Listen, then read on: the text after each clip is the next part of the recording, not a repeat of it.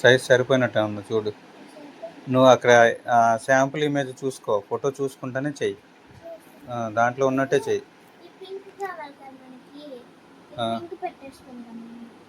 సరే పెట్టుకో అమ్మా. నువ్వు చేయలేకపోతే నీకు డౌట్ ఉంటేనే నన్ను అడుగు, సరేనా?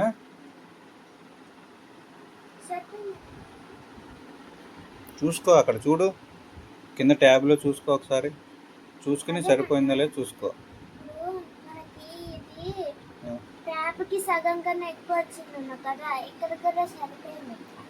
సరే చూసుకో, ఓకేనా?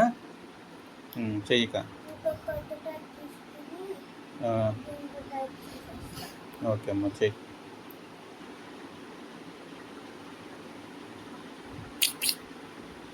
టెక్స్ట్ తీసుకుంటున్నావు, సెలక్షన్ కాదు అది, టెక్స్ట్ చూసుకో అని చెప్పా. టెక్స్ట్కి సెలక్షన్కి ఒకేలాగా ఉంటుంది, వస్తుంది, ఓకేనా?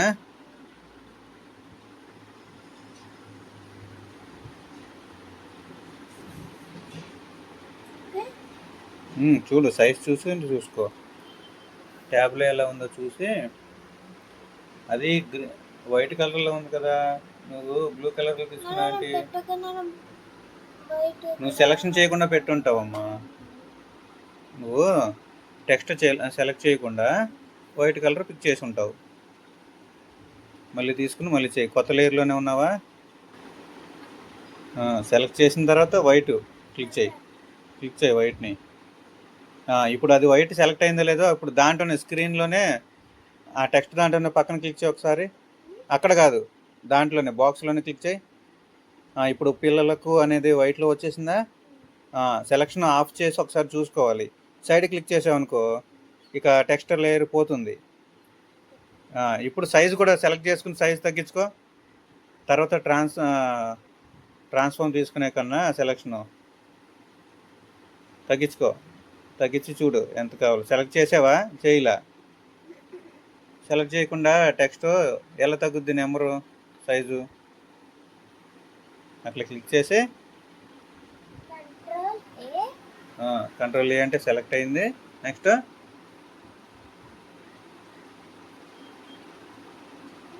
సరిపోద్దా చూసుకో ఒకసారి.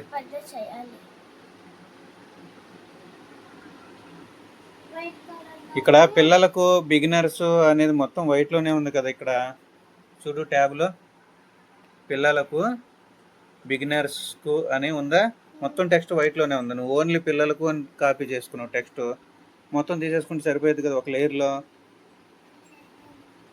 కంట్రోల్ Z కొట్టు, తీసేయి. కంట్రోల్ Z వెనక్కి వెళ్ళిపో.